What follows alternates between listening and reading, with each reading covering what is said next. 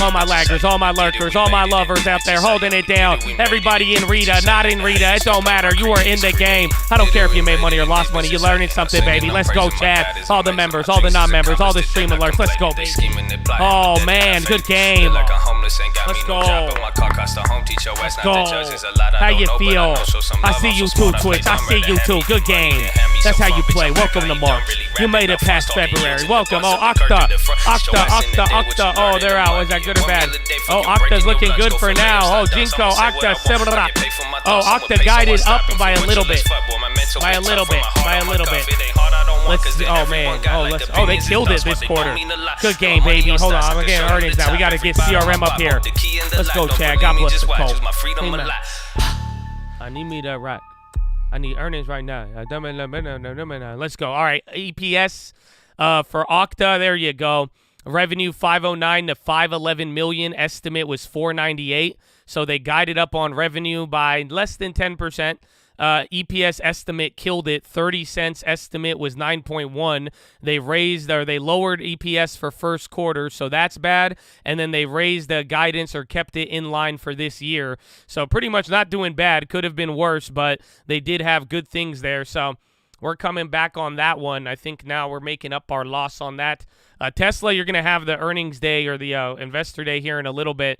But Okta initial read is good. A little bit worrisome on first quarter guidance, but that's it. But so far, adjusted EPS views beat. They guided up, and they killed it by 3 times this quarter. So we'll take that one. Let's see if we get CRM. Is there anyone? There's Viva, too. When does CRM come out? But, Chad, God bless you, man. Are we still flying? I don't know. I don't have the pre-market up. You're kind of just in the gulag here. But, yeah, good game, man, for real. I love you all, Chad. Welcome to another month, man. I'm really excited to have it here. You know that? I'm really excited that we got another month. I'm really excited that a lot of y'all have made it through, man. We're going to have a lot of exciting opportunities. Oh, 2.1 on the likes. Thank you, baby. Amen. Amen. So God bless you, and for real, if you spent any amount of time here, I hope we made the most of it. I hope you got news, information. I hope you were up to date with it all. I hope you got a laugh. I hope you had a good sense of community, because I think we got one of the best communities out there, man, and it's an honor to spend every day out here, man. It's something that I love doing. That's why we are here, and to be surrounded by such an amazing group of people, for real. Just God bless you, and thank you. Thank you all for the opportunity. Thank you if you liked the video. Thank you if you shared it, if you held it down, if you contributed, have positive comments, really played the game. It's always a joy to see, baby. So God bless you and thank you. That's what I'm talking about. Amen. I think we're positive on Okta now, give or take. We should be at their break even. Or, oh, we still down 79. I thought I hit 7. We got one more dollar, $1 or $2 more out there. But either way, I'll take it. I'll take it, Habibi. I'll take it. But Chad, check out Salesforce. I'm waiting for Salesforce earnings. So before anything, I want to get through this and just tell you, first link for that Scream Alerts Bootcamp and Real Estate course. You could get some for free $99 out there. Don't delay on that long term, okay? Don't delay on it, baby. That's all you need. Second link, Nightly Watchlist and main channel. Guess what? If you did not watch any of the watch list, my friend, all right, ladies, you paid for it. You know why? Rita was on there 2 days in a row. We love you. It's all there for you, baby. So God bless you. We'll recap any of the plays. I bought EPV today. I talked about it last night on the watch list. So stay in the game, baby. Stay in the game. That's second link. Third link for the membership badge. We love the members. I'm trying to push through this, man.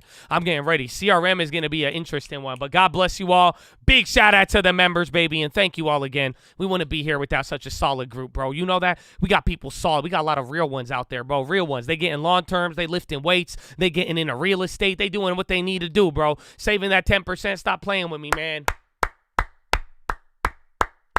So God bless you. We love you. Check out all the other links. Check out the merch. I don't know if there's any available, but it's always good to have. Shout out to anybody rocking the bull. Check out the new channels. Call Real Estate, baby. That's tonight.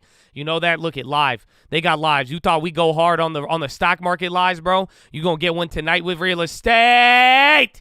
Call Real Estate and CRM. What do we got? They beat revenue, subscription revenue 7.79, estimate was 7.41. They guided EPS 2.59 to 2.61. Operating margin beat by 7%. Fourth quarter service revenue beat by almost 10% there. Revenue 8.3, 14% year over year. Professional services, they missed on that one. That was the only other one. And then fourth quarter adjusted EPS 168 versus 84 cents. Fourth quarter revenue, they kind of beat there. Remaining performance obligations 48.6 versus 45.9. So they killed it there. It looks like they're good, but I don't have first quarter yet. First quarter adjusted EBITDA. I don't see first quarter revenue though. And then first quarter revenue 8.16 versus 8.18. I don't know how that one stacks up, but that one's looking pretty good there for them for now. Snow clapped. Should I check Snow? Let's get Snow on here. And then like I told you, they were supposed to move 8%. They're up 10, but they're going to move way more during the conference call. Yeah, the guidance for revenue was $8.0 billion for the first quarter. They guided up to 8.1 to 8.18. EPS 1.6. Estimate was 1.3. So yeah, they killed it. Guided up. Beat this quarter. Guided up. Margins are back. Everything with the growth story is looking good for them. So CRM's price target's like 190. That's just to get back up to the average price target now. They're kind of doing the Facebook, recovering their gains, still at a low, but I think it's going to be good. I think those numbers speak for itself.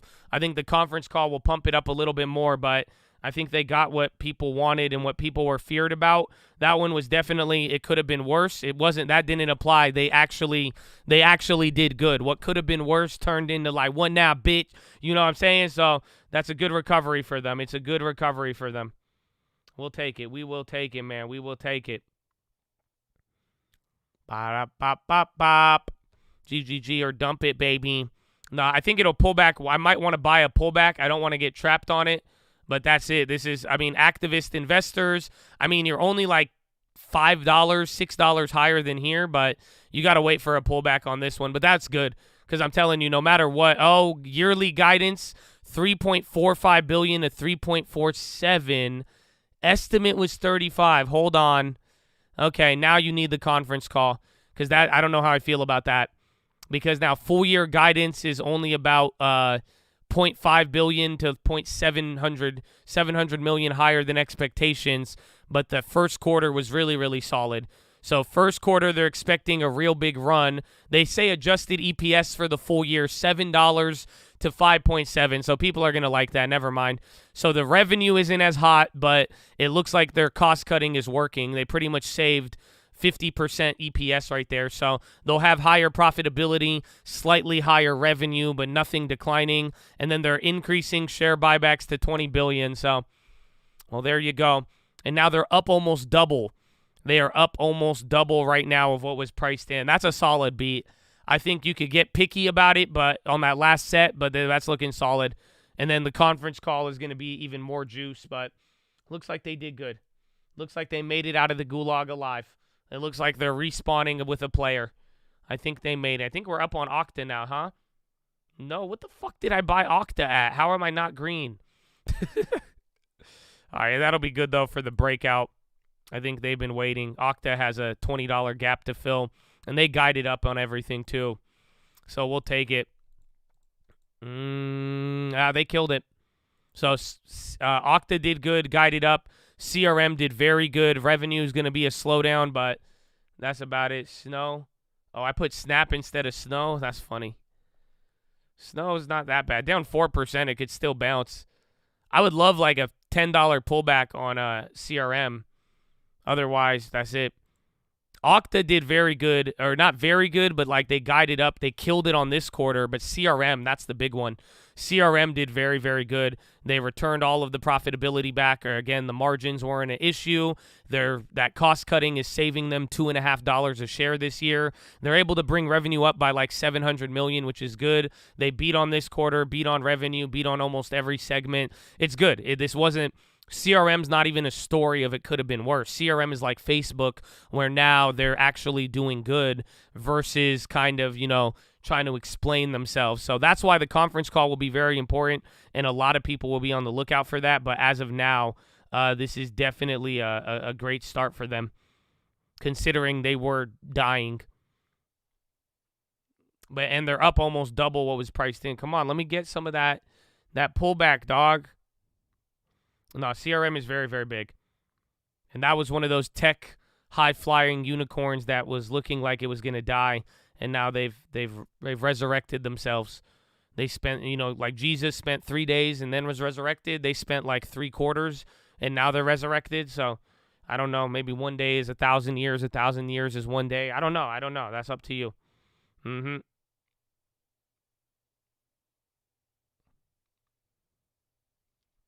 CRM 190 is very possible. I mean, it's there. I want some of this, man. Yeah, I can't. That's it. I'm out. I can't get any. That's it. It moved up too fast. That's it. That's crazy. 180. That's killing it now. Snowflake came back to opening.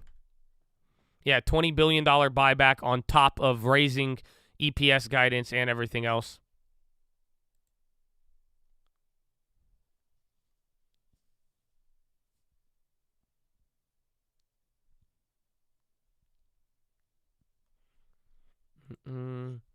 They're doing stock-based, making their free cash flow look inflated falsely.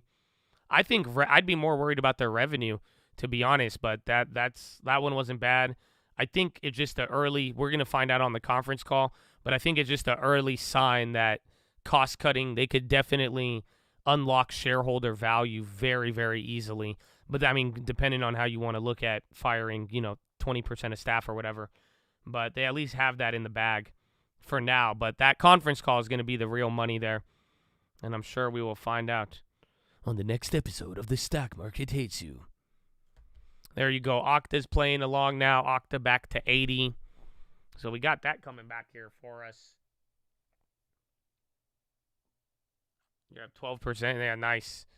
I'm going to wait for a pullback and try to buy it, but we might have to wait till the conference call. It might tweak out. Let's see what's about to happen next, okay? So that's what I was talking about, man. Co-real estate, baby. Tonight at 6 p.m. Make sure you check it all out. That's it. I think we got everything else. Follow me on Instagram. How option pricing works is a good GG tutorial. It's good for the soul, man. Always good for the soul. How to set up the long-term. Long-term is killing it. We made a long-term purchase today on Bill Treasury, to get some cash value there. If you didn't check that out, we'll probably talk about it on the watch list. And then finally, fill out the prayer request, baby. Fill out the prayer. Amen. Amen. That's all you got to do.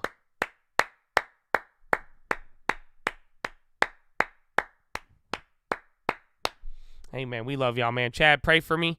I love you. Okay, that's all we need. Prayers out for the Chad. Pray for your brothers and sisters. I hope you know we pray for you, even if you don't fill it out, man. It's a very simple philosophy. If it can't flow through you, it won't flow to you, man. That's how we get down. That's how we get down with it, man. We praying for all of you. I wish you all the best. I hope you know I mean that, and I hope you know me and my mom praying for you, and I'm blessed to be surrounded again by such an amazing group of people, because I know I am not the only one praying for everybody, and we spend a lot of time together, man. So I hope you could have love for your brothers and sisters out here, and I hope you could be rooting for people, because, again, if you can't, you're a little baby back, and guess what? The money will avoid you. It will not be attracted to you. That's it. I'm just saying, the blessings, even it goes beyond money. You don't even – I don't feel me.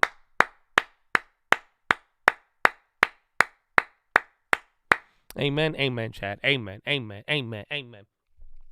But that is the day. That is the day. That's all we have. That's it. If I get a pullback, I might buy CRM, but that's it. I do have a PHILO. I got a mini PHILO. It's what I told you earlier. I might have to save it for you, though. But I'll just give you a quick little reminder, man. Just remember, all things are lawful for you, but doesn't mean that they're helpful. All things are lawful for you, but I will not be dominated by anything. That's it, baby.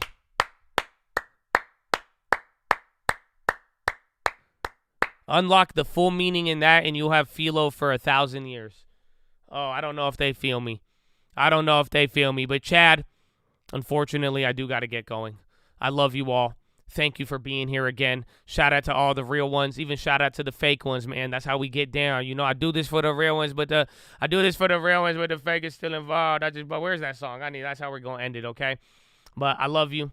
And, actually, where is it? Yeah, here, I'll play it for you. 2020, baby. Then we'll wrap it up. God bless you, baby. Let's go. Got the color, got the put. I can make the money both ways. Always. I can buy the whole chain. Go away. Got a lot of love and throwing no shit. No games, small change. I just made my own band. Probably trading stats where you still at the snoring. Morning, scoring. I'm just bringing more in. Hissing the DeLorean, sourcing. You could throw your own in. Drop it like a ball when you holding. I'm shorting. Skinny motherfucker, but I'm eating. Seeking, scheming. I get paid for sleeping, dreaming. Hating for no reason, you a demon. Leeching, heating. Wishing you could be me, ain't easy. I told you I'ma do this, don't forget this shit a marathon. You make a move, but stay in the same place, or West of Peloton. Make $100 off a phone call, now that's a telethon. Benjamin's, Jefferson, YOLO to a ghetto spread. Yeah, you know I've been that. Who's been like a Trinidad? I'm moving like a president, can kill me like a Kennedy. I'm trying to be a better me, but they just keep on tempting me. Release the demon, set him free, he come back, bring me 50 G's. Nowadays it's hella smoke, your game like I'm from Babylon. My capital got stamina, I wrap it up in lamina. Talking in you blabbering, but I'm not understanding, bro. You hating and complaining, but you still watching the channel, bro. I do this for the real ones, but the hate is still involved. I just closed another building, I'ma give it to my bros. It just took a little patience and it took a little hope. Yeah, the faith is never wasted if you reaching for a goal. Do this for the real ones, but the hate is still involved. I just closed another building, I'ma give it to my bros. It just took a little patience and it took a little hope. Yeah, the faith is never wasted if you reaching for a goal. Chicago. Oh, early. Oh my, that's it, man. That's it, bro. Let's go. Let's go. Harvest plenty, but the workers always fuel. Burp. Chattadonia. Get ready. Welcome to March, man. The next couple of weeks, I hope you enjoy this moment. You remember when I would tell you that? Yeah, well, guess what? This is the last week to enjoy it.